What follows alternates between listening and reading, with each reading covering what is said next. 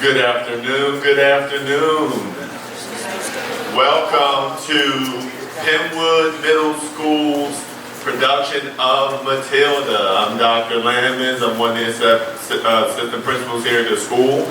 But this is not about me. This is about our students who have worked so very hard with our esteemed musical theater director, Ms. Jordan, and her cast of crew who've been very excitingly working with her. So I'm excited to see this because we know how much work that these students have put into it. Thank you to parents. I'm going to thank you at the beginning, and family who've come out to support, but who've also helped our students come, keep track of the time, come to all the rehearsals, do all the work. So without further ado, please all welcome our cast and crew to Penwood Middle School's production of Matilda.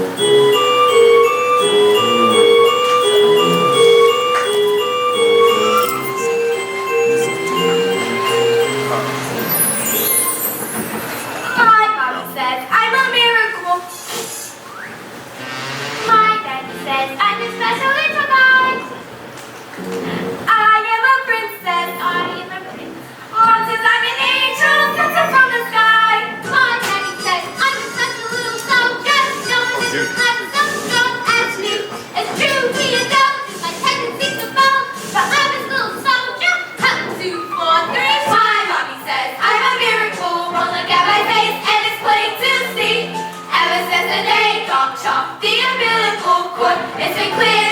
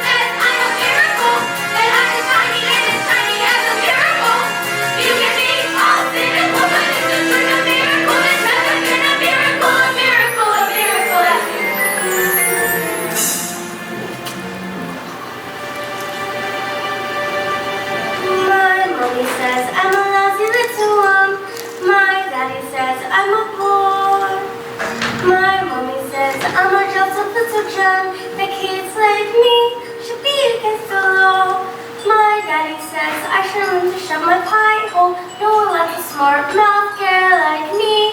Mom says I'm a good case for population control. Dad says I should watch more TV.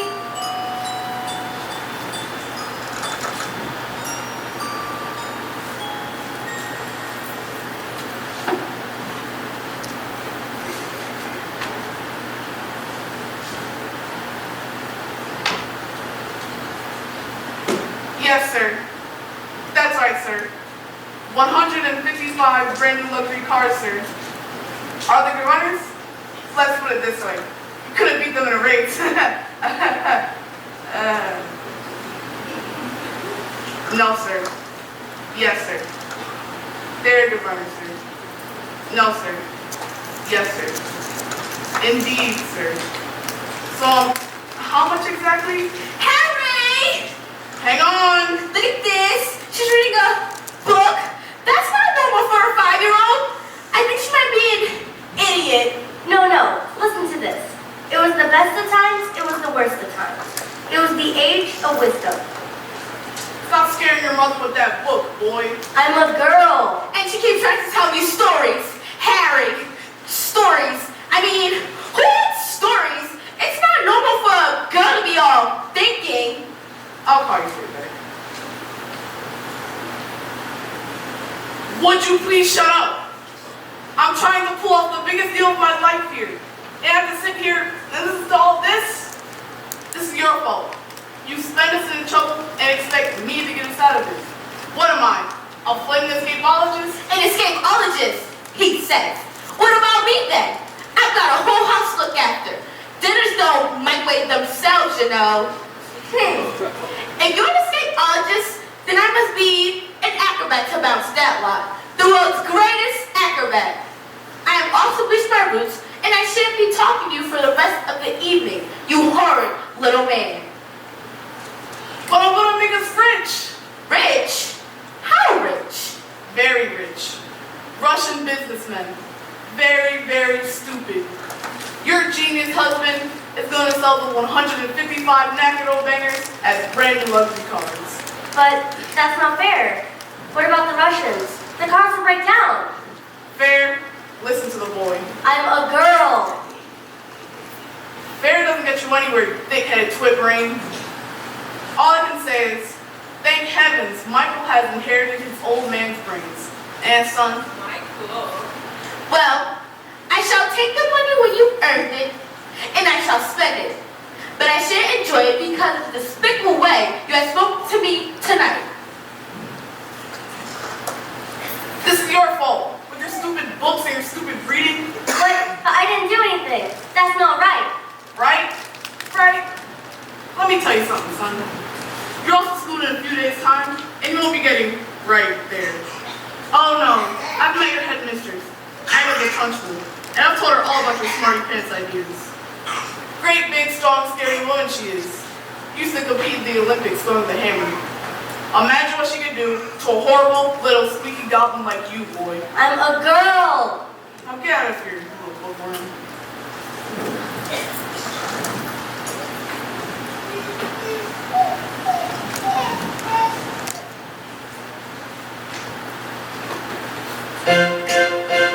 Jack and Jill went down the hill to fetch a beautiful trail. So they say, the subsequent fall was inevitable. You never stood a chance to be written that way. Innocent victims of their story. Like Romeo and Juliet, was written in the stars before they even met. That love and faith and a touch of stupidity would fall them much. Their hopeful living carefully, the endings are often a little bit boring. I wonder why they didn't just change their story. We told we have to do as we are told, but surely sometimes you have to be a little bit naughty. Just because you find that life's not fair, it doesn't mean that you just have to be nice there. It won't take it on the chin and wear it. Nothing will change. Even if the little you can do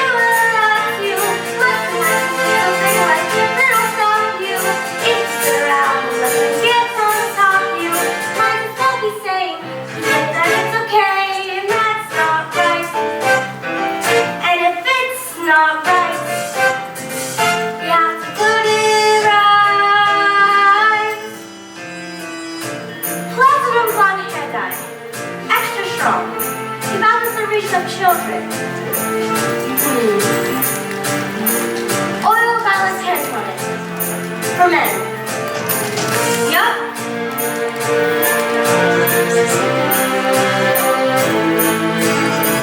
In the slip of a boat, there's a sign near the boat. The seat of a war in the creek of a floorboard. The storm can begin, the flap of the wings. The tiniest night pass, the mightiest thing every day. Starts with the tick of a clock, all of its dreams. Starts with the click of a lock. If you're stuck in your story, you want to get out. You don't have to cry, you don't have to shout. Cause if you listen, you can do what I like you. Listen, little bit, it'll stop you. If you turn around and let them get on top you, won't change a thing. Just because you find that life's not fair, it doesn't mean that you just have to grin and bear it. If you always take it on the chin and wear it, you might as well be saying you think that it's okay, and that's not right. And if it's not right, you have to put it right. But nobody else is gonna put it right for me. Nobody but me is gonna make my story. Sometimes you have to be a little bit naughty.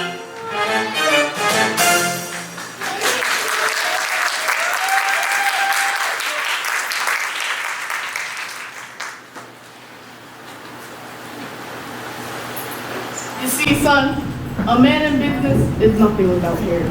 Good hair means good brain. And the secret to my success in business is secrets. Yes, secrets.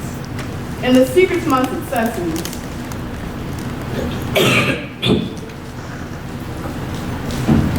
this. Oil of violets, hair tonic for men. Stand back, son. Your old man's about to go to work. Oh yeah, that's the stuff. Oh yeah, that's bananas right there. Oh yeah. See, son, a man in business can simply not fail to get noticed when his hair looks like this. Your hair, it's green. Good Lord, woman, have you already started? It's not even 8:30.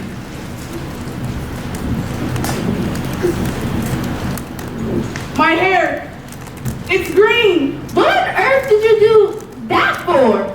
Why do you want green hair? I didn't do anything. I don't want green hair. Maybe some ammonium peroxide by mistake. That's exactly what you've done. You stupid man. My hair, my lovely hair. What am I going to do? I got my deal today. The Russians. I know what you can do. What is it? What can I do? You can pretend you're an elf. Exactly. I can pretend I'm a... What are you talking about, you fool? The boy's a loony. Mom, do you want to hear a story? Don't be disgusting. Go on. Creep on back to that library or something. The sooner you're locked up in school, the better.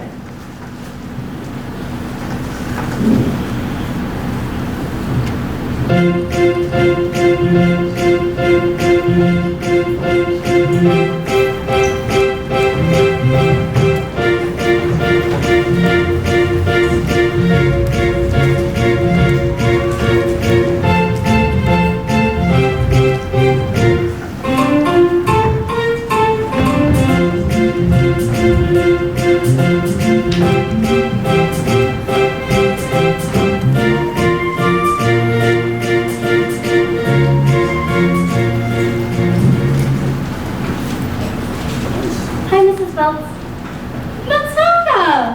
What a pleasure to see you in the library. Are we? Well, yes. My mom wanted me to stay home with her. She hates it when I go out. She misses me so much. Dad too. He loves having me around. But I think grown-ups need their own space. Your parents must be so proud to have a girl as clever as you. And ooh, do you tell them stories they can do with me? Oh, Matilda, I love your stories. And that's not a hint, by the way, but if you happen to have a story you wanted to tell me, you could. Bye, Miss Phelps. See you next week. Goodbye, Miss Honey, and good luck with the chore school. As I was saying, if you happen to have a story you wanted to tell me. Who was that lady? That lady? That was Miss Honey. She's going to be your teacher. That lady? That lady's going to be mine? Yes, Matilda, your teacher. Now, are you going to tell me a story or not? Once upon a time, the two greatest performers in the world, an escapologist, could escape from any lock that was ever invented, and an acrobat who was so skilled it was as if she could actually fly. Fell in love and got married. They performed some of the most incredible feats together anyone has ever seen, and people would travel for miles around.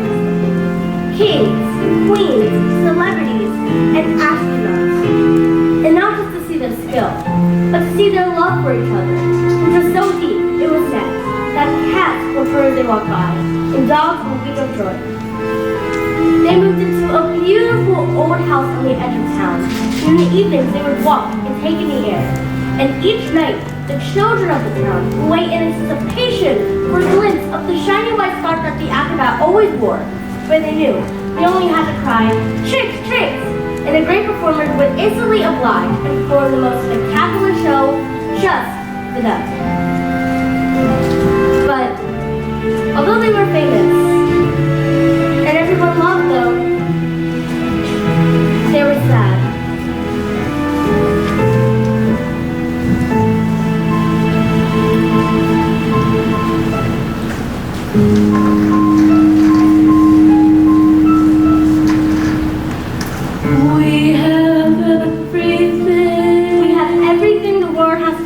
Said the wife.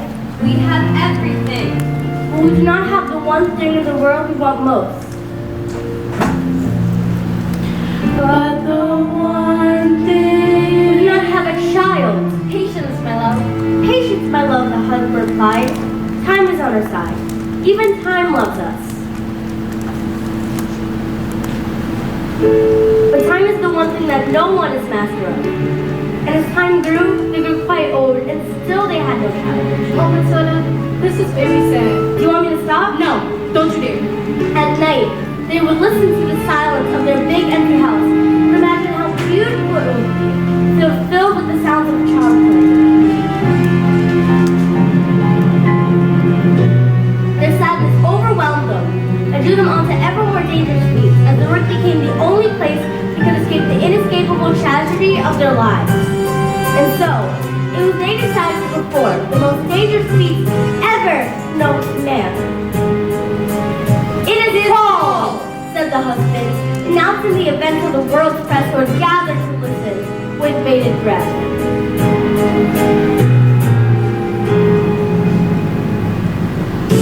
The burning woman, hurling through the air, with dynamite in her hair, over sharks and spiky objects, caught by the man locked in a cage. And it is the most dangerous feat ever known to man.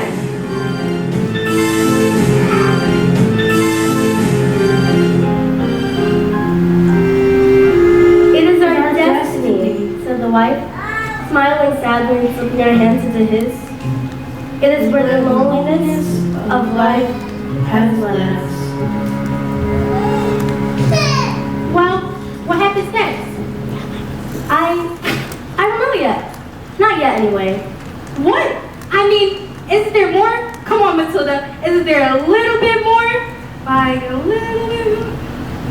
Well, I suppose your mother was waiting for you. Ooh, is she here? I would love to Bye, see her. Mrs. Phelps. I'll see you tomorrow. After your first day of school?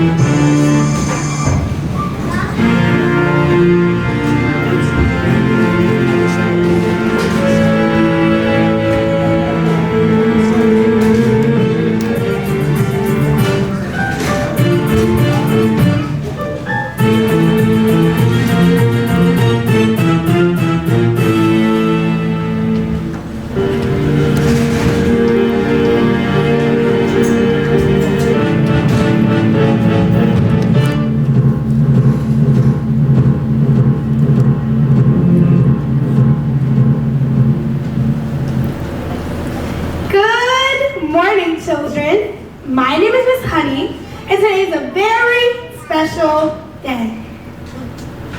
Your first day of school. Now, does anyone know their 2 times tables? Oh, how wonderful. Matilda, isn't it? Please stand and do as much as you can. 1 times 2 is 2, 2 times 2 is 4, 2 times 3 is 6, 2 times 4 is 8, 2 times 5 is 10, 2 times 6 is 12, 2 times 11 is 22, 2 times 7 is 14, 2 times 8 is 16, 2 times 8 is 16, 2 times 9 is 18, 2 times 10 is 20, 2 times 11 is 22, 2 times 12 is 24. Wow, my word, that is very... 2 times 13 is 26, 2 times 14 is 28, 2 times 15 is 30, 2 times 16 is 30. Stop. How far can you go? I don't know, quite a long way, I think. Do you think you can tell me what 2 times 28 is? 56. Well, yes, then. Okay. How about this? Now, this one is much harder, so don't worry if you don't get it, but 2 times 487. Perhaps if you took your time, do you think you could? 974. 12 sevens. 84. No way! Perhaps we should leave maths there for the time being and focus on reading. Can anyone read this? Oh, pick me, miss, pick me. Very well, Nigel.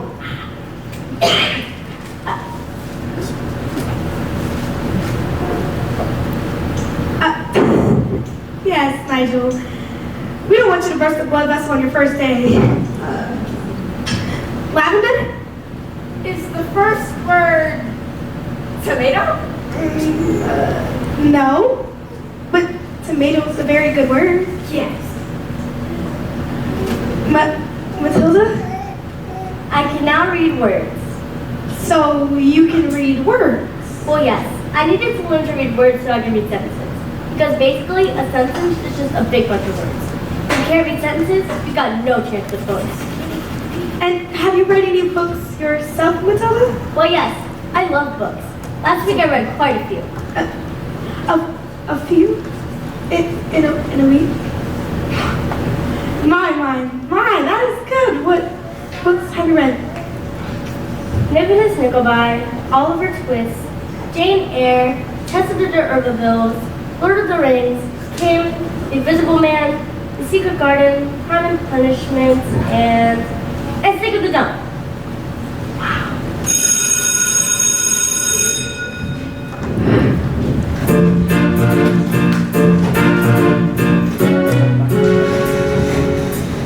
Knock on the door, Jenny. Just knock on the door.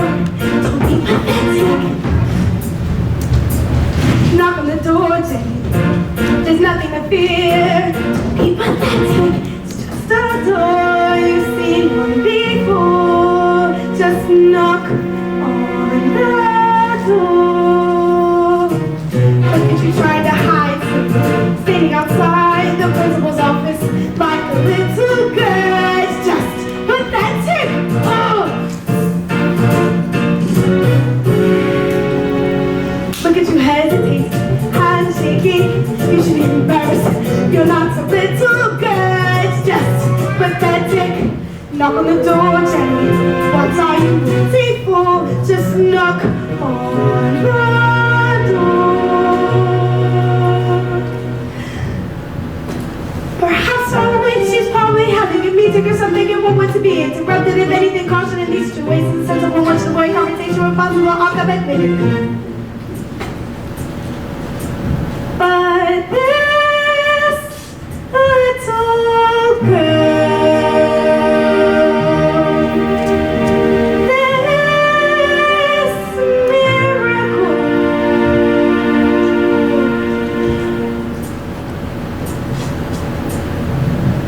Knock on the door, Jenny. Just knock on the door. Don't be pathetic.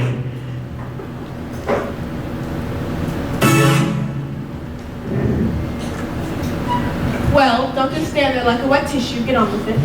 Well, yes, Miss Churchwell. There's in my a little girl named Matilda Wormwood and Daughter of Mr. Harry Wormwood of Wormwood Motors. Excellent. excellent man. Told me to watch out for the brat though. Said she's a real wart. No, Miss Headmistress. I don't think she's that type of child. Oh. What is the school motto, Miss Honey? Magnetum est magnetum.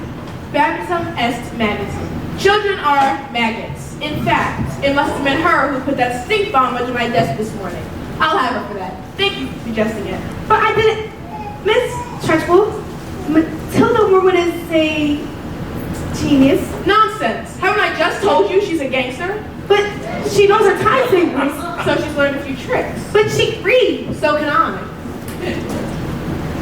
I have to tell you, Miss Mistress, that in my opinion, I think Matilda Wormwood should be placed in the top form with the 11-year-olds. But she's a squid, a shrimp, an unhatched tadpole. We cannot just place her in the top form with the 11-year-olds. What kind of society would that be? What about rules, honey? Rules. I think Matilda Wormwood is an exception to the rules. An exception to the rules? In my school? Look at my trophies. See how my trophies gleam in the sunlight. See how they shine. What do you think it took to become English hammer throwing champion? 1969. Do you think in that moment, when my big moments came, that I treated the rules with casual disdain?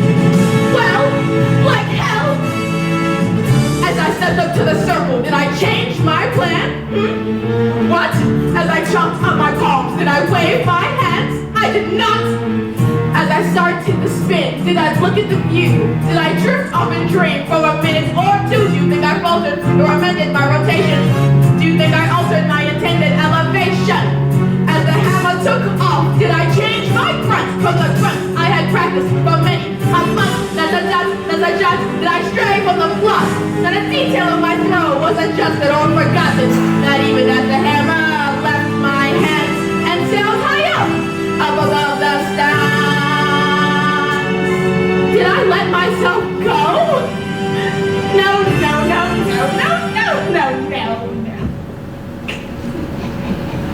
No. If you want to throw the hammer for your country, you have to stay inside the circle all the time. And if you want to make the team, you don't use happiness or self-esteem. You just need to keep your feet inside the line. Sing, children. 2, 3, 4. If you want to throw the hammer for your country, you have to stay inside the circle all the time. And if you want to teach success, you don't use sympathy or tenderness. You have to force the little squits to toe the line. Sing, Jenny. 2, 3, 4. If you want to throw the hammer for your country, you have to stay inside the circle all the time. I apply just one simple rule to hammer throwing life and school. Life's a ball, so learn to throw it. Find the rallying line and toe it, and always keep your feet inside the line. Now get out. Well, I must tell you that it is my full intention to help that little girl, whether you like it or not. Yeah.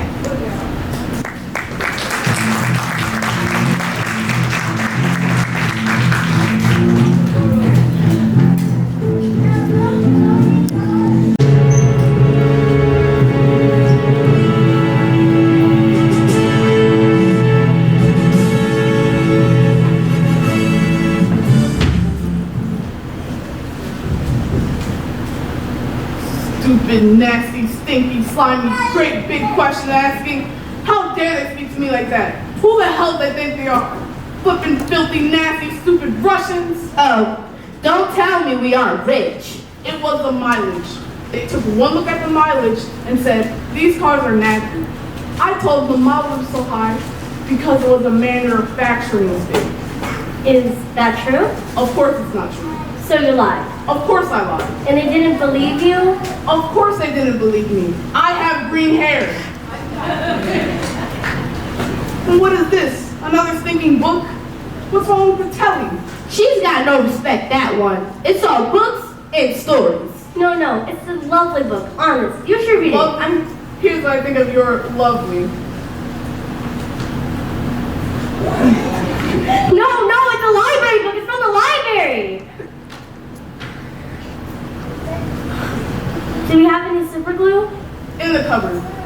And while you're at it, why don't you glue that stupid book to your stupid head? Stupid. Just because you find that life's not fair, it doesn't mean that you just have to grin and bear it. If you always take it on the chin and wear it, nothing will change you. Even if little you can do a lot, you mustn't let a little thing like little stop you. If you sit around and let them get on top you, might as well be saying you think that it's okay. And that's not right.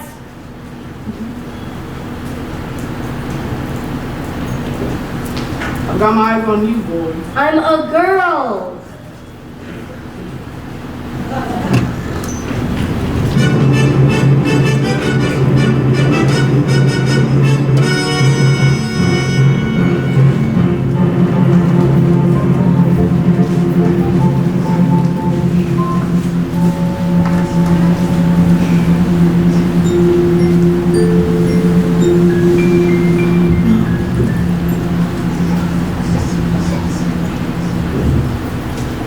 Matilda, can I ask you a question?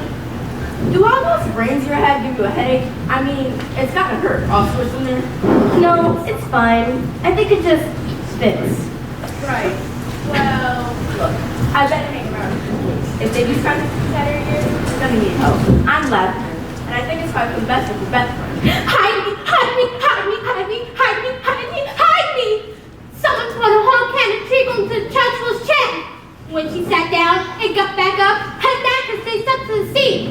Someone said I did, but I never, and now she's after me. But that's not fair. That's not fair at all. You're done, kid. You're finished. What? Agatha Crutchlow decide you're guilty? You're switched. The other thing, she got to keep this rock licorice ball sorts. She just picked them up and threw them right out the window. That didn't happen. Don't listen to them. They're just trying to scare us. Oh, Matilda, the saying you gotta put me in the chokey. What's choky? They say it's a cupboard, and our offices she throws children into. They say it's lined up with nails, and spikes, and bits of broken glass.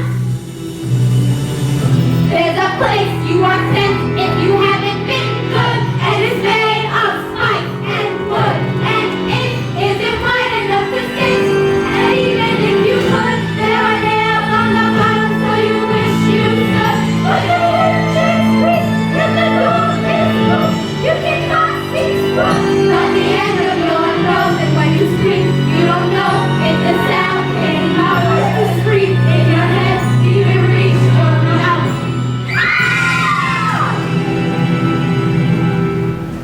All right, look. When did this happen? 20 minutes ago. But why? Oh no, she's coming! You better hide, quick! Everyone, throw their coats on her! Please, Matilda, don't tell me. What's this? No!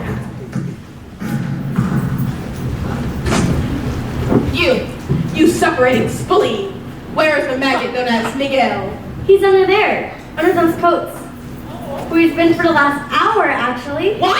An hour? Oh yes, you see, unfortunately, Nigel suffered from the rare but chronic sleep disorder narcolepsy. It is characterized by the sufferer experiencing bouts of chronic fatigue, falling suddenly asleep, without any warning at all. You see, Nigel fell asleep and we put him under the coat for safety, didn't we? Didn't we? Oh yeah!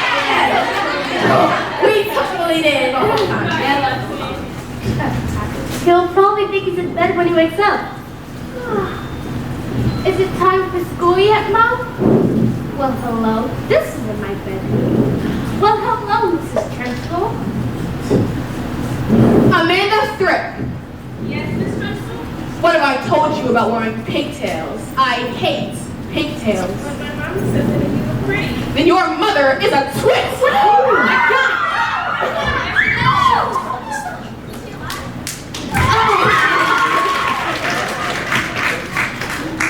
You, what is your name? Matilda. Matilda Wormwood. So you're a wormwood, are you? I might have known. Well, wormwood, you have just made a very big mistake. Just so I know, she's my best friend. Wow.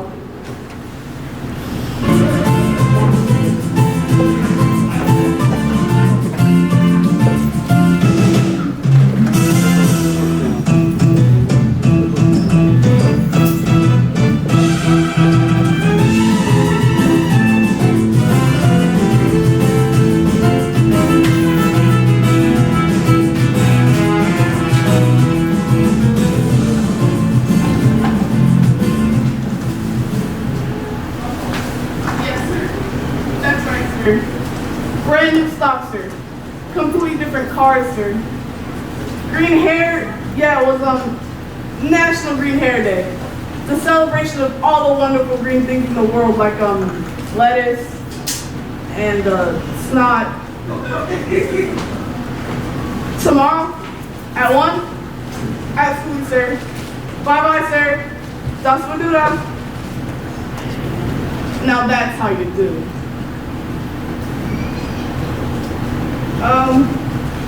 I'm gonna leave this on. It seems like rain.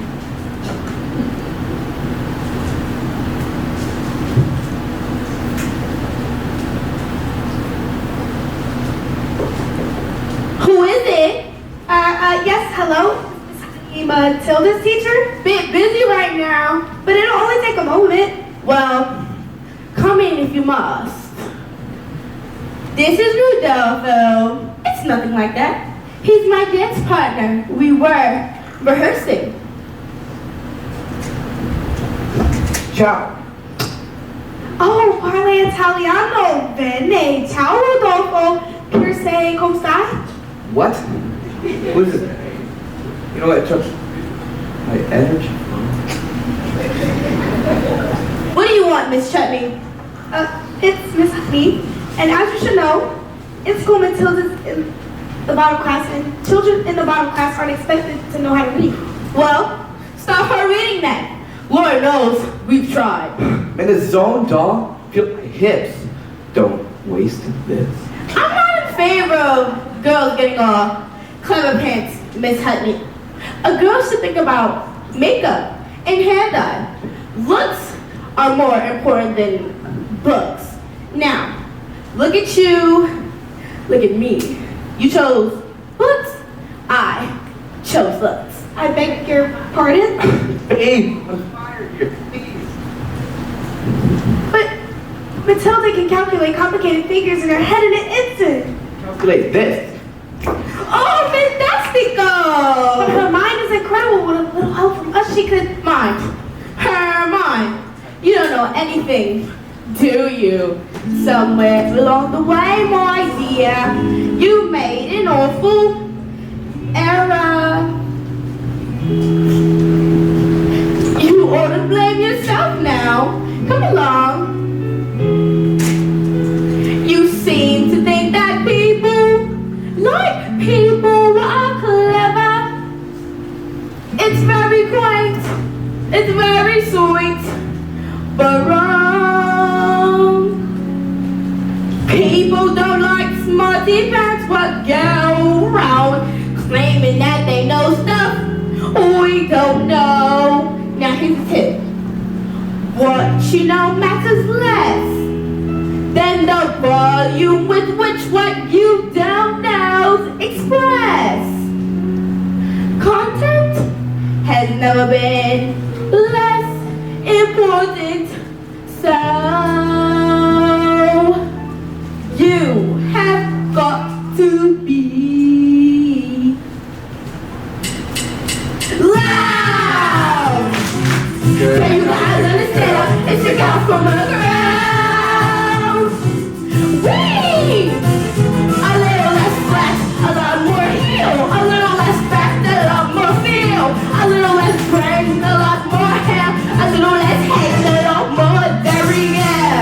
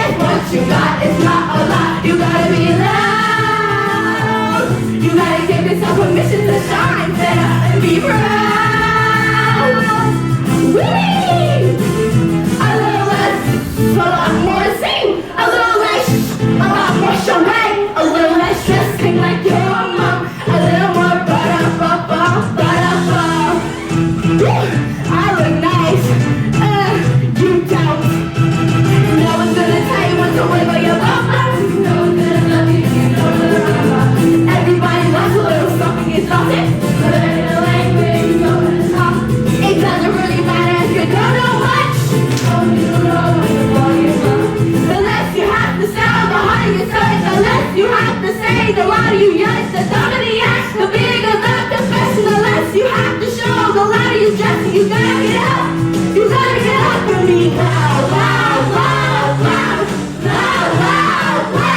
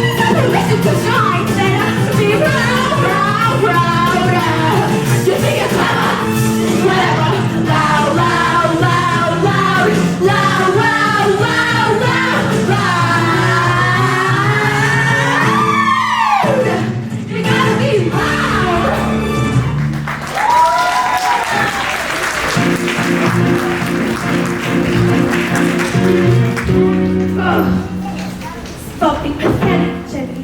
Just get on your feet, Jenny. You are going to march in there and give them a piece of your mind. Leave it alone, Jenny. The more that you try, the more you'll just look like a fool. This is not your problem. You've not got the spine. If you are a teacher, just go back to school.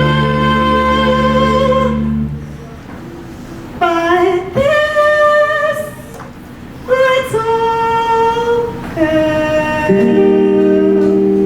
this miracle,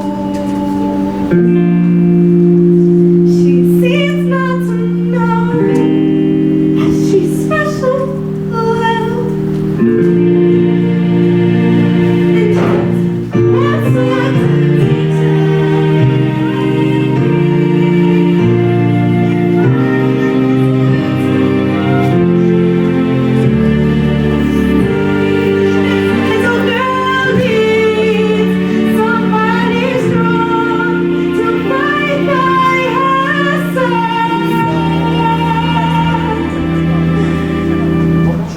Instead, she's found me. Pathetic little me. And another door closes. And Jenny's outside.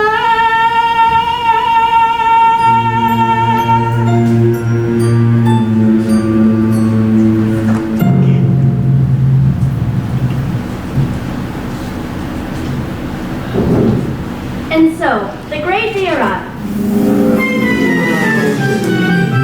It was as if the entire world had gathered to see the burning woman hurling through the air, with dynamite in her hair, over sharp and spiky objects, caught by the man locked in the cage.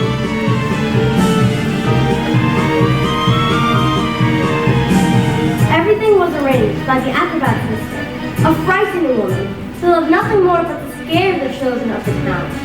And people even whispered in her dark and brooding heart that she resented her sister, both for her success and for her love.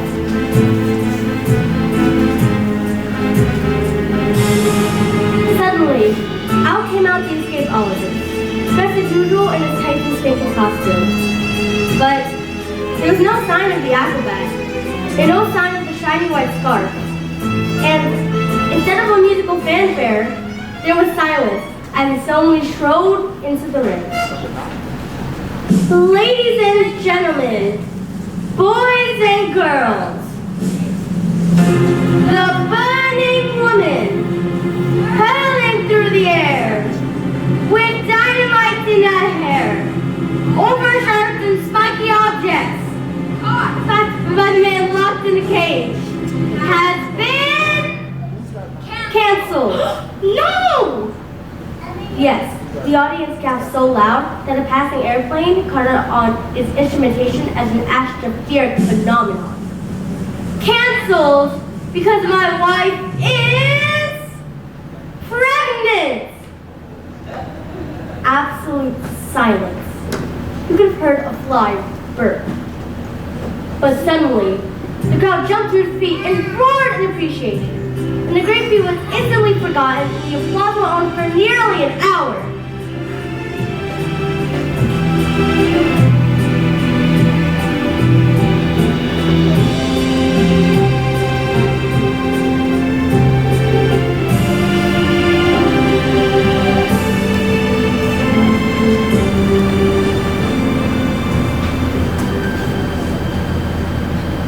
Forgotten by everyone, that is.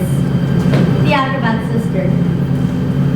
When all had quieted down, she stepped forward and produced a contract. Contract?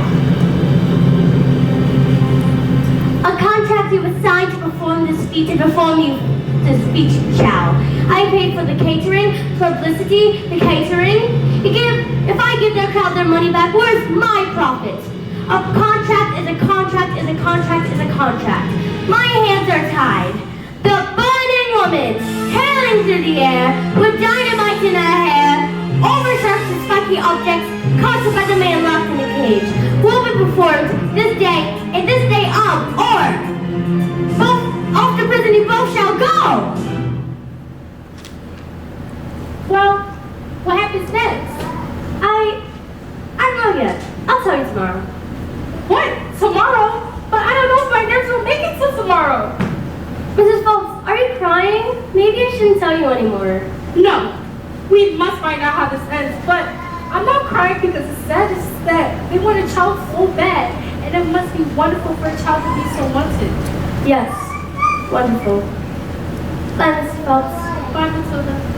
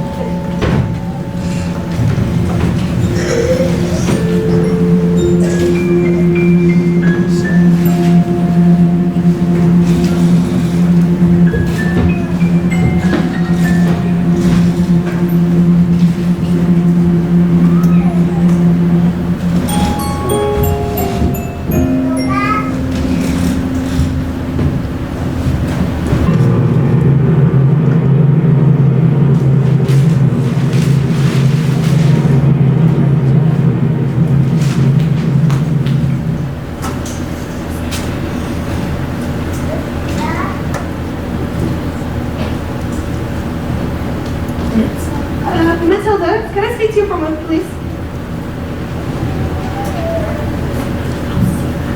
Listen, I'm afraid I have not been too successful in getting others to recognize your abilities. So starting tomorrow, I shall bring in a selection of very clever books that shall challenge your mind. You may sit and read them while I teach the others, and if you have any questions, I will try my best to answer them. How does that sound? Oh, why, Matilda, this is the biggest hug in the world. You're going to hug all the air out of me. Matilda Wormwood, where is she? Yes, Miss Principal? Aha! So you admit it, do you? Admit what, Miss Principal? This clot, this foul carbuncle is none other than a disgusting criminal, a denizen of the underworld, a member of the mafia. This morning, you sneaked like a serpent into the kitchen and stole a slice of my private chocolate cake from my tea tray. No, I didn't. Miss Trenchville, Matilda's been here all morning. Standing up for the spitball, are we? Well, this crime took place before school started. Therefore, she is...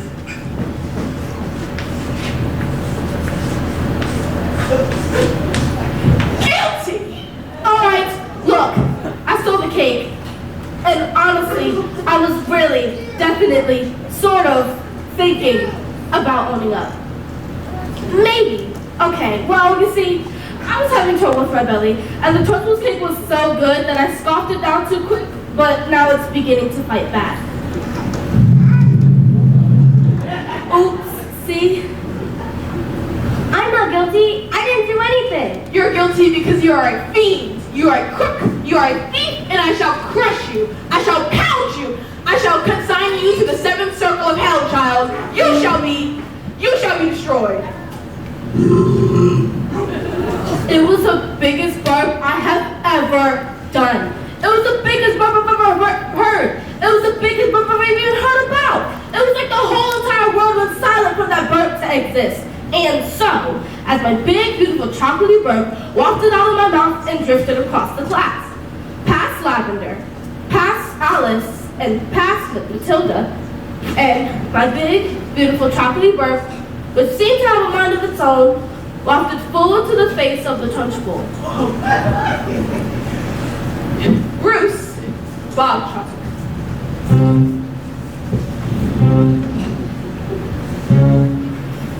Yes, miss. You liked my cake, didn't you, Bruce? Yes, Miss Trunchbull. And honestly, I was really No. As long as you enjoy the cake. That's the main thing. Yeah. Is it? Yes, Bob Chaucer is. Oh, well I did. Thank you. Wonderful, marvelous. That makes me so happy. It gives me a warm glow in my lowland intestine. Oh, come.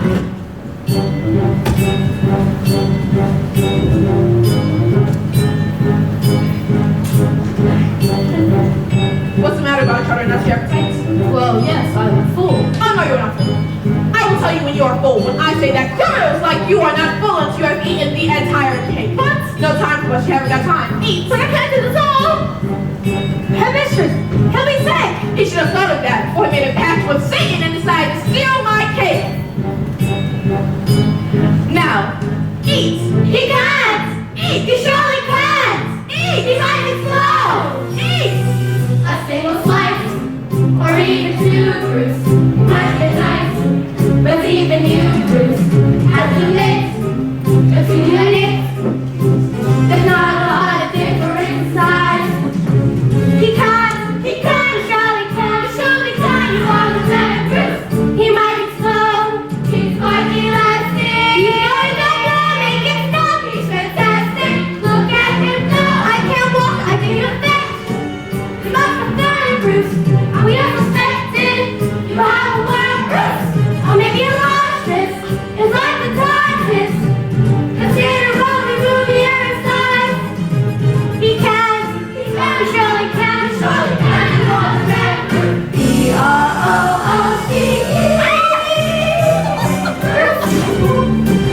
You never get me something to abuse. But you're a risk of lose. It's all the truth, Bruce. We never saw you and reckoning the news. We never thought it was possible. But here it is coming true.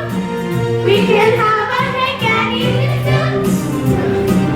Time is up, but that time is up to you. No excuse, Bruce. That I pick up, you want to try to lose. Oh, just a day, you're almost in it. You just in it, whatever you do, don't give in. So let her win. Come on, Bruce, be our hero. Cover yourself in glory. Too much. It's just too much. Come on, Brucey, do it! Silence.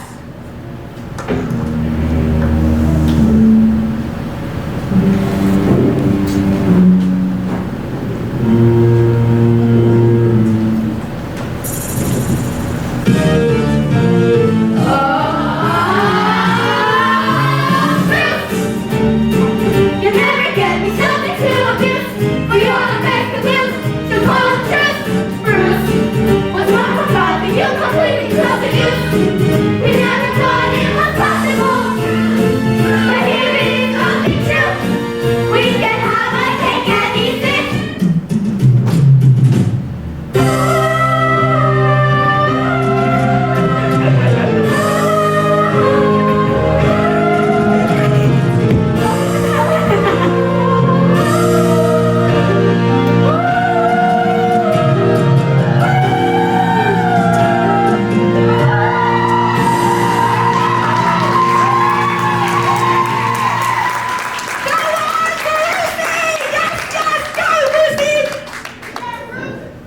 Sorry, Miss Trunchbull. I got a little carried away. Well, that's quite all right, Miss Honey. We all get carried away sometimes. Even me. Well done, Bob. Good show. Well, come along now, Bog Trotter. What? Where? Oh, did I not mention? That was the first part of your punishment. And the second part is choking. But, no, Miss Trunchbull, please, you can. Yes, Miss Trunchbull, please, you can. Did you think that I would allow myself to be defeated by these maggots? Who do you think I am, Miss Honey? A weakling? An idiot? A fool? You? But she's done what you asked. She's ate a lot. She's done it all. She's done. Miss Trunchbull, please. Miss Trunchbull.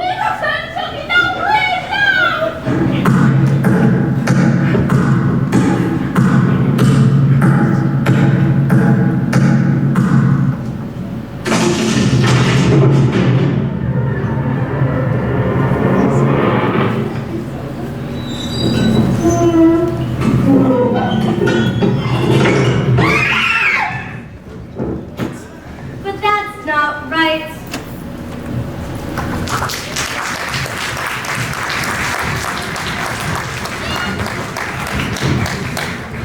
At this time, we will have a 10-minute intermission.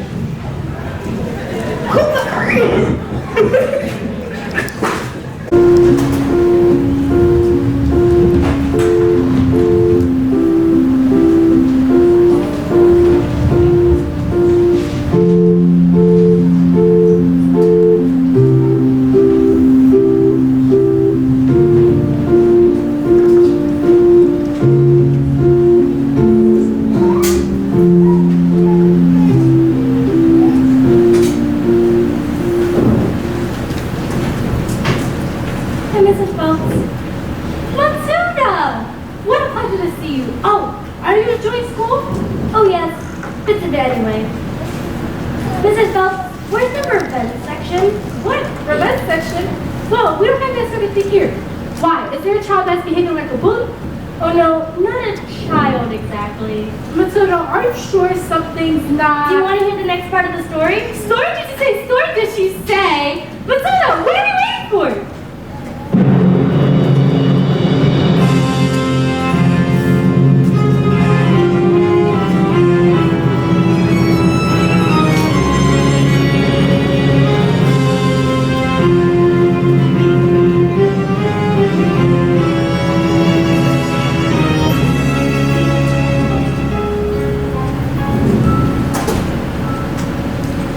Slowly, very slowly, the acrobat wound her shiny white scarf around her husband's neck.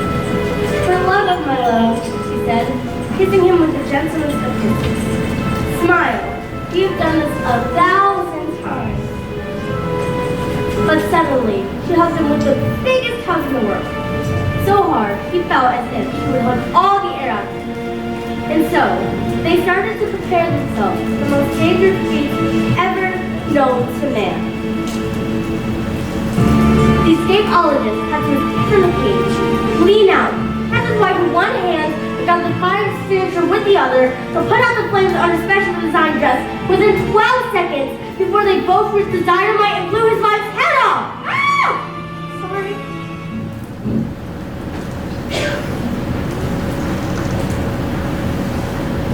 The trick started well. The moment the specially designed dress was set alight, the acrobat swung into the air. The crowd held their breath as she hurled over the sharp and spiky objects. 1 second, 2 seconds. They watched as the flames crept up the dress. 3 seconds, 4 seconds. She began to reach her arms out towards the cage. 5 seconds, 6 seconds. Suddenly, the tab got pinned open and the huge cage fell away. 7 seconds, 8 seconds. The door flung open and out came the escapologist with one muzzled arm protected wife from the child. 9 seconds, 10 seconds. Oh, I can't look. 11 seconds. And suddenly, the flames are covered in foam before they can both be blown away to pieces. Yay! So, is this the happy ending? No. No. No.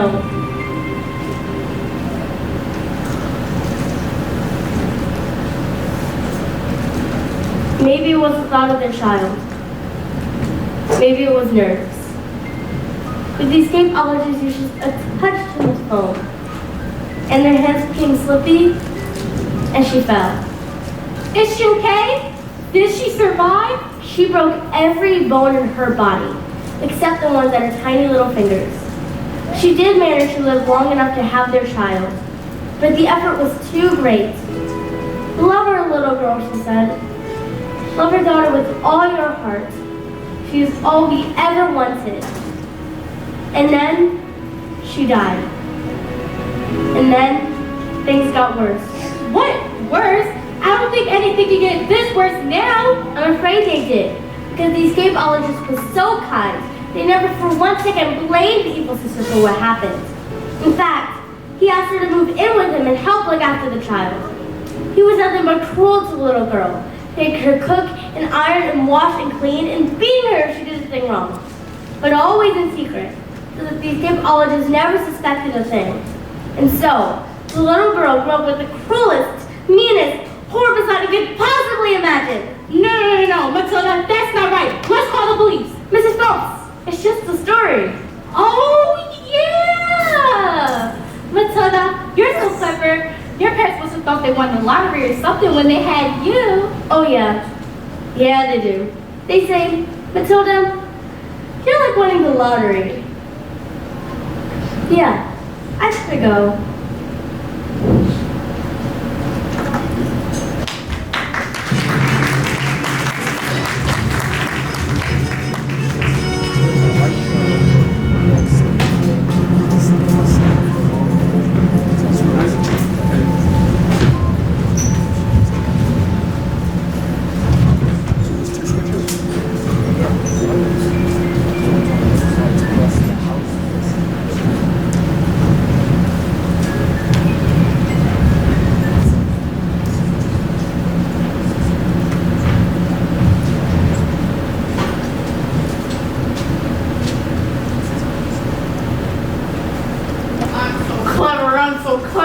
I'm so very flaming clever. Come here, you. Stop! There's only one man I can do that with. Everyone, gather around. I want my family to share my triumph. Sit down. 155 knackered old bangers, all on my hands, all polished up. But the miles on the clock is telling the truth. Those cars are knackered. How could I possibly make the mileage go back? I couldn't drive the cars backwards, could I? Backwards. When suddenly, I had the most genius idea in the world. I ran to the workshop, grabbed the drill, and using my incredible mind, I attached the drill to the first speed odometer on the first car and whacked it into reverse. Backwards. Yes, backwards. Backwards indeed.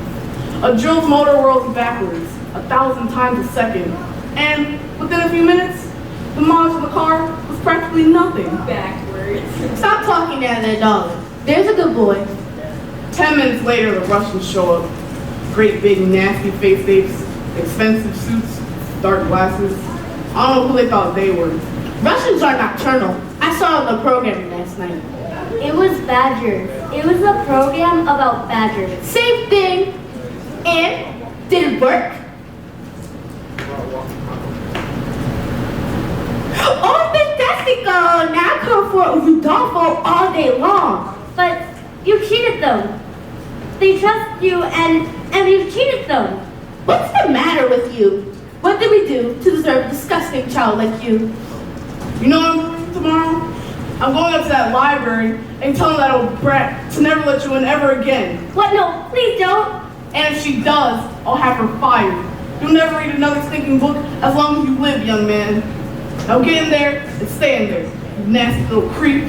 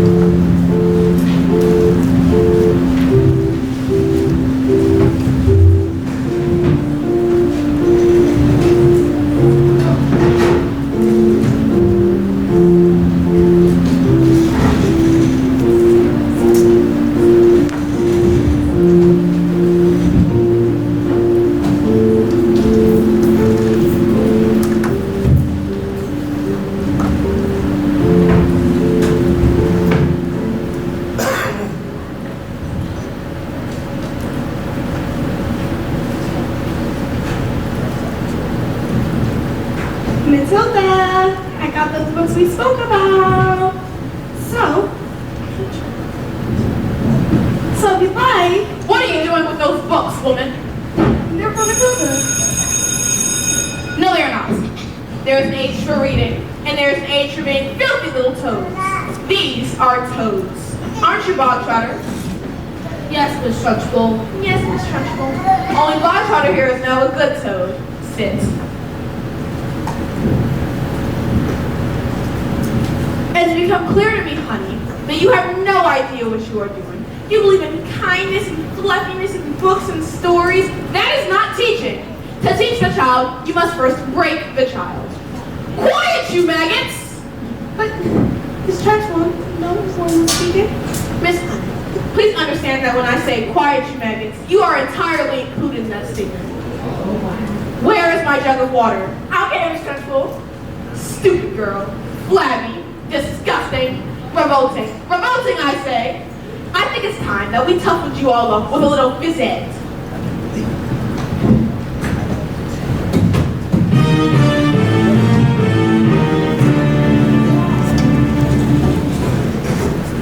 This school of late has started reeking. Quiet, maggots, when I'm speaking! Reeking with the most disturbing scent. Only the finest nostrils smell it. But I know it. Oh, too well. It is the odor of rebellion. It's the bouquet of dissent. And you may bet your britches this headmistress finds this foul odoriferousness wholly olfactorily insulting. And so to stop the stenches spreads, I find the session of phys ed sorts the merely rank from the revolting.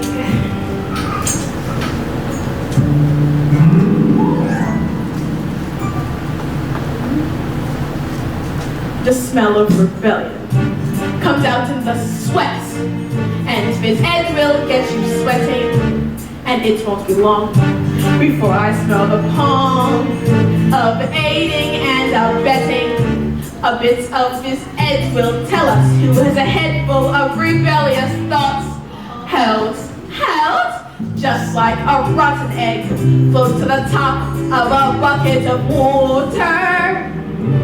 The smell of rebellion, the stench of revolt, the reek of insubordination, the whiff of resistance, the palm of dissent, the funk of mutiny in action. But that's not right. Before the weeds becomes too big and greedy, you really need to nip it in the bud position 2. Before the worm starts to turn, you must scrape off the dirt and rip it from the mud.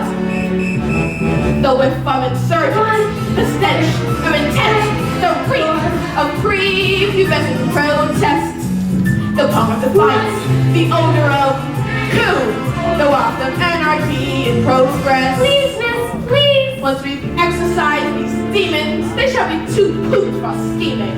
Some double time discipline should stop the rot from setting in. All right, let's step it up, double time. 1, 2, 3, 4. Discipline. For children who are listening, committed to our fidgeting or whispering in history, they're chattering and chittering, they're nattering and twittering, is tempered with a smattering of discipline. We must begin insisting on rigidity and discipline, persistently resisting the anarchistic of missioning. These minutes you are frittering on pandering and pity. One little ink like this, they just want discipline. The simmering and whimpering, the dribbling and the spizzling, and I miss I need a tissue. It's an issue we can fix, there is no mystery to mastering. The art of flashing measures singing discipline, discipline, discipline. The rebellion, the stench of revolt, the reek of prepubescent flooding, the whiff of resistance, the pong of dissent, the funk of moral fiber rotting. Now imagine a world with no children. Close your eyes and just dream. Imagine, come on, try it, the peace and the quiet, a burbling stream. Now imagine a woods with a cottage, and inside that cottage we find a dwarf called Zeke, a carnival freak who can fold paper hats with his mind. And he says, don't let them steal your horses. Don't let them throw them away. If you find your way through, they'll be waiting for you, singing, nay, nay. She's mad. And there, just like I said, the stinking maggot rears his head. Even the squittiest, piteous mess can harbor seeds of stinkiness. Have you ever seen anything more repellent? Have you ever smelled anything worse than the smell of rebellion? The stench of revolt, the reek of insubordination, the whiff of resistance, the pong of distance. And I will not stop till you are squashed, till this rebellion is quashed, till glorious, sweaty discipline has washed this sickening stench away.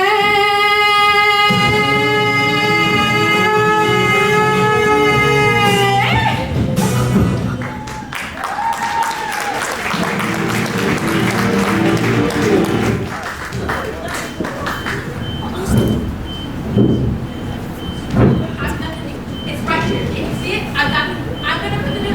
Quiet!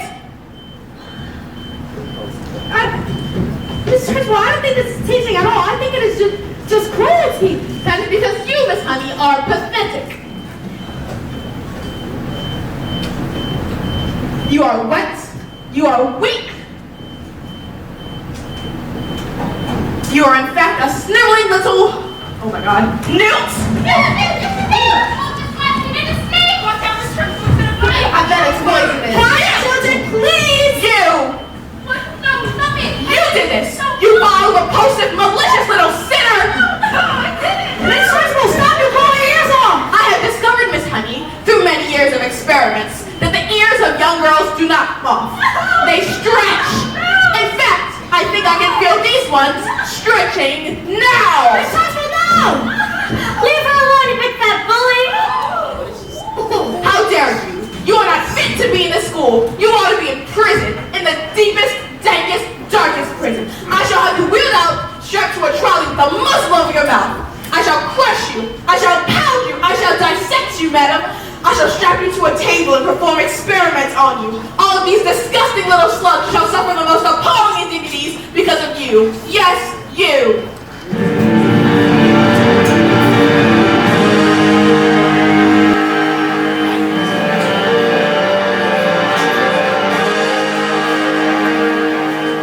Have you ever wondered why I have about how when I see cigarette, the temple is the way of knowing to friend. The same thing in your head as the ones in my head when someone said men. Now if you're traveling at almost the speed of light, you're holding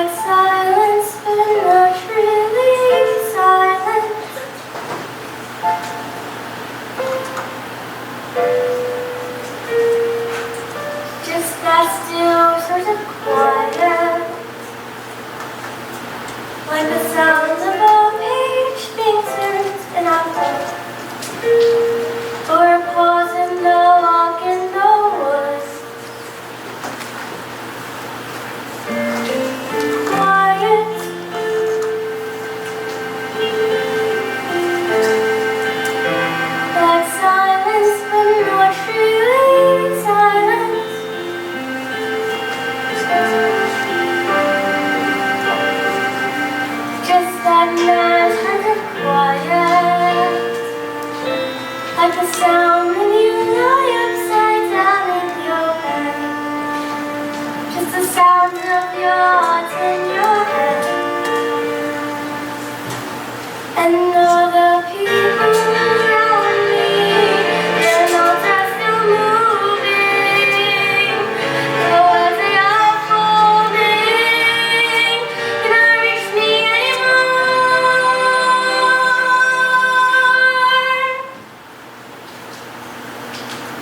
And it is quiet, and I am warm,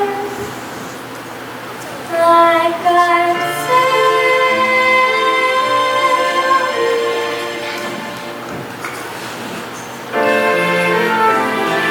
into the eye of the storm.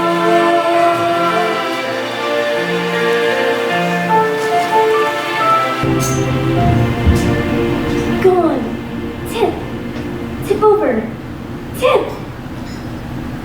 Miserable collection of excuses for children. And you, standing there like the squid of squibs, are its beating heart. But I am a match for you. And I tell you that there is nothing I shall not do, no length to which I shall not go, no punishment I shall not inflict, no ear I shall not stretch back, no finger I shall not...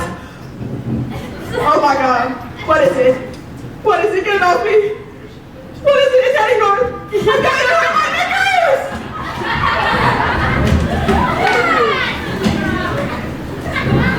Well, that was a little interesting. Perhaps we could all go home while we still can.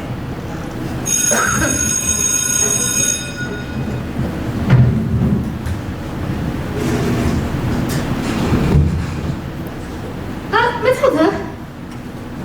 Miss Honey, watch. Matilda, I think it'd be wise to go Miss Honey, watch, please.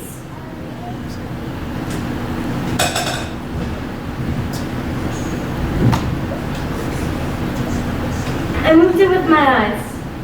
Am I strange?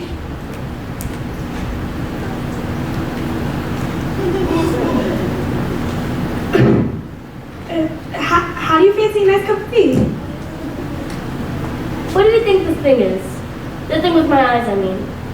Well, I can't pretend that I know, but I don't think we should be afraid of it. Perhaps it has something to do with an incredible mind of yours.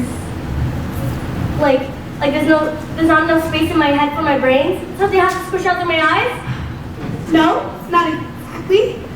But yeah, something like that. You indeed are a very special girl, Matilda. I met your mother. She's unusual. What about your father? Is he proud to have a daughter as clever as you? Oh yes, he's very proud. He's very, very, very proud. He's always saying, Matilda, I'm so proud to have a daughter as clever as... That's not true, Miss Honey. He doesn't say that at all. He calls me a liar, and a cheat, and that's a little creep. I see. Well, look around. Here you are. Home, sweet home. Are you poor? Yes, I'm very poor. But don't they pay teachers very much? Well, no, but I'm much poorer than others because of other reasons. You see, one day, I was walking, and I used to live with my aunt, but when I was walking, I came across an old shed. When I saw it, I fell completely in love with it. So I ran to the farmer and begged him to let me move in. He kind of thought I had gone mad, but he agreed, and I've lived here ever since. But Miss Honey, you can't live in a shed. Matilda, I'm not as strong as you. You see, my father died when I was very young. Magnus was his name. He was kind, but when he was gone, my aunt became my legal guardian. She was mean and cruel like you can hardly imagine. And even worse, when I got my job as a teacher, she presented me with a bill for taking care of me all those years. She'd written down everything, every tea bag, every electricity bill, every tin of beans. She'd written it all down. And she also presented me with a document that stated my father had given her his whole house. But did he really do that? Madness, I mean. Did he really just give her his house? I don't know, but I can't say. Matilda, I don't believe that he just killed himself. Which is what she said happened. Wait, you think she did him in, don't you, Miss Honey? I don't know. But all I know is that years of being bullied and tormented by that woman made me, well, pathetic. I was trapped. And that's why I live here.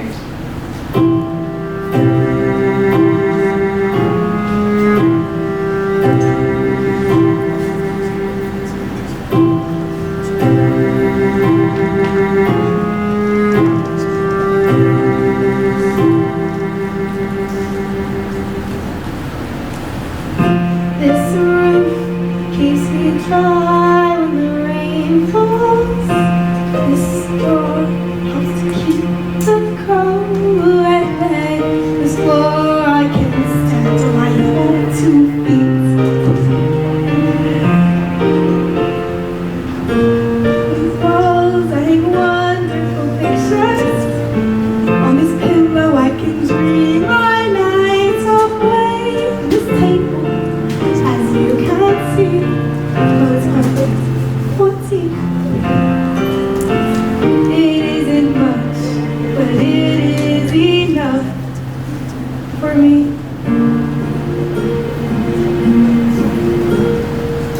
It isn't much, but it is enough. But Miss Honey, she has everything that's yours. She even has your father's house. On these walls I hang wonderful pictures. This window I can watch the seasons change. By this lamp I can read. And I am set free. And when it's cold outside, I feel no fear. Even the winter storm, I am warmed by the storm. One stubborn fire, and there is nowhere I would rather be. It isn't much, but it is enough. For this is my house. This is my house. It isn't much, but it is enough for me. For this is my house. This is my house. It isn't much, but it is enough. Don't cry when it's cold and bleak. Don't cry on me. Even the fiercest storm. Don't cry when you wipe away your tears. But stubborn fires forgiven when outside it's freezing. I don't pay much heed. I know that everything I need is in here. It isn't much, but it is enough for me. It isn't much, but it is enough for me.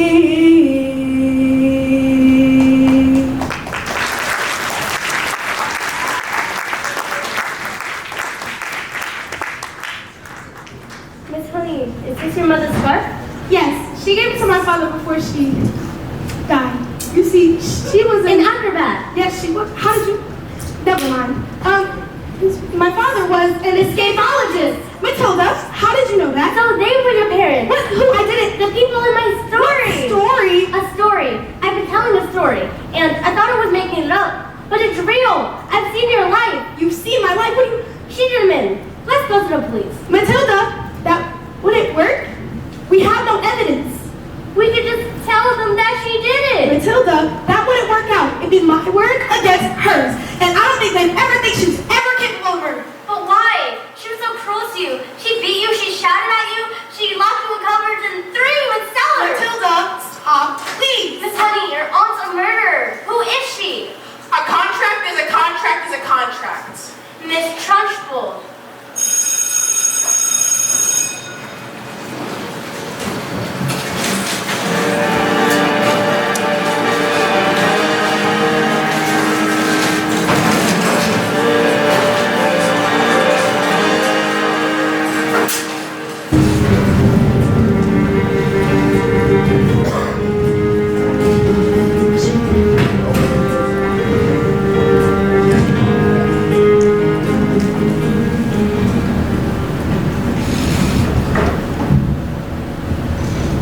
Children, in this world there are two types of human beings, the winners and the losers.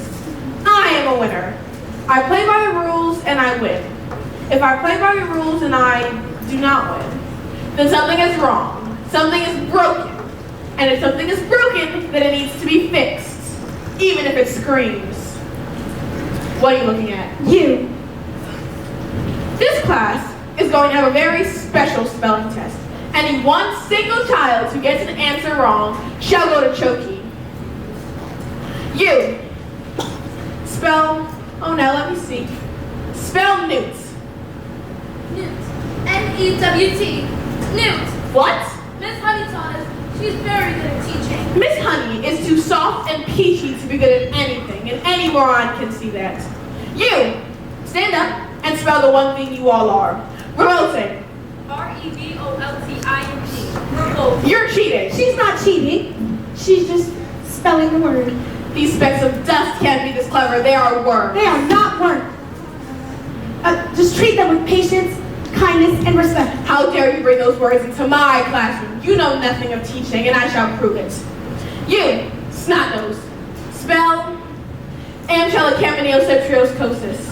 Whoa, that's not a word. Spell or go to Choky. And I should warn you, it has silent letters. I don't know. A-N-X-L-L-A? I'm sorry, there was a silent Z. You're going to Choky. C-W-A. Cat. I got it wrong, miss. You're gonna have to put me to Choky, too. What? Dog. D-Y-P. Anthony. Table. X-A-B-F-Y. Table. What are you doing? What's going on? Stop this. Banana. G-T-A-A-B-L. You can't resolve for Choky. Max. T-S-P-A-D-Y-F. Snot-nose. U-T-O-O-O-O. Stop this. Stop this. Do you hear? P-1-F-T-Y-X-S. Big fat bully. H-E-W-A-B-C. Revolting. P-S-Q-Q-Q-A-S-T 1, 2, 3, 4, 89F. Revolting. You can't put us all in the Choky. You have to put me in the Choky too, miss. Come on now, faggots. Don't you think I hadn't thought of that? I've been busy. A whole array of Chokys, one for each and every one of you. And now that our little spelling test is over, I can tell you that each and every one of you has failed. You see, children, in this world, there are two types of human beings. The winners and the losers. And I am a... What the devil is this? Who's doing this?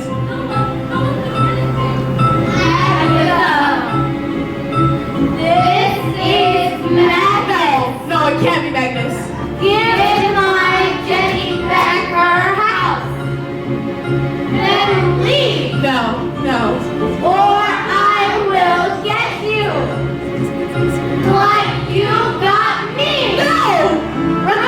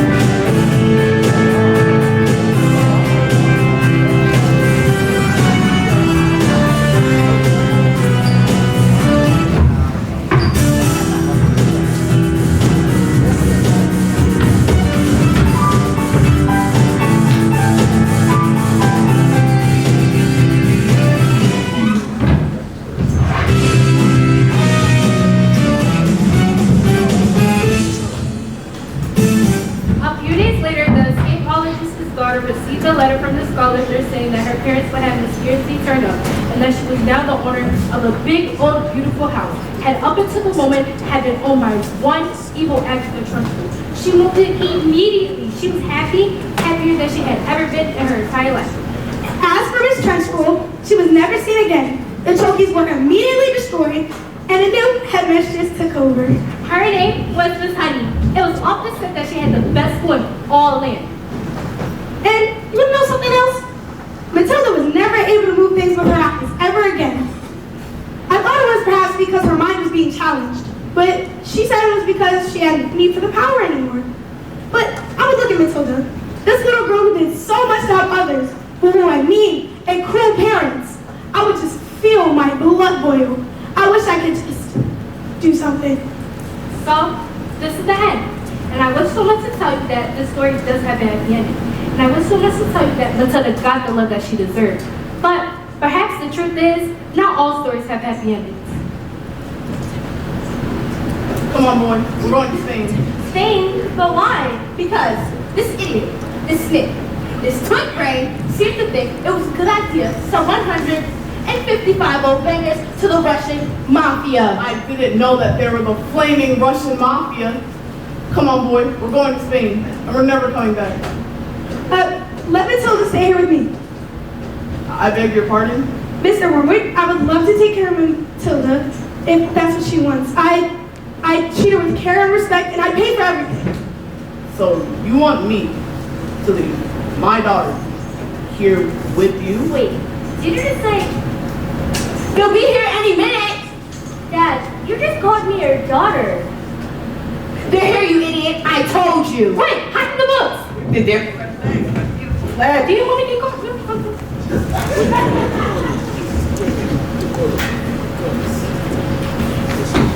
Are you the Wormwood's daughter? Yes, Where is your father? I don't know. Your father, Mr. Wormwood, is a very, very stupid man. And he made me think that I was stupid, which is a very, very, very rude and stupid thing to do. Well, I'm afraid my father is very rude and very, very stupid. Ah, she knows this. You're a very clever child. What is your name? Matilda Wormwood. Well, Matilda, it is an honor to meet such a child, really. In my line of work, I don't get to meet a lot of clever people. Everyone in my line of work is just thinking backwards. Backwards? Aha! And then she still covers for her wrathful father? This is a very, very clever girl indeed. Mr. Wormwood, you're a very, very stupid man, and I should take you out right now. But you have a very, very, very clever daughter. I shall let you go this time. But if I happen to be doing a line of work here again, and I catch you, Go down there, buddy. you won't be so lucky. Quick, let's get out of here before they change their minds. Wait! Matilda, do you still want to be taken care of by Miss Honey? I do. And do you still want to take care of Matilda? I do. Thank you. Appreciate it. Bye. Toodles! Did he really just... Oh, did he?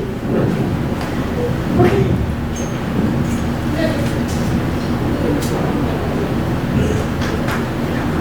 And they hardly noticed as the Wormwoods and Rudolfo sped away to the distance. And Matilda leapt into Miss Honey's arms, And hug her. and Miss Honey hugged her back because they had found each other. Yes, they had found each other. 3, 2, 1. The end.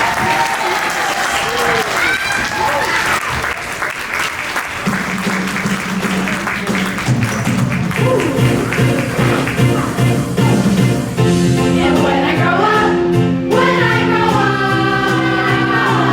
I will be strong enough to raise the branches that I need to reach the climb the tree. You get to climb when you're grown up.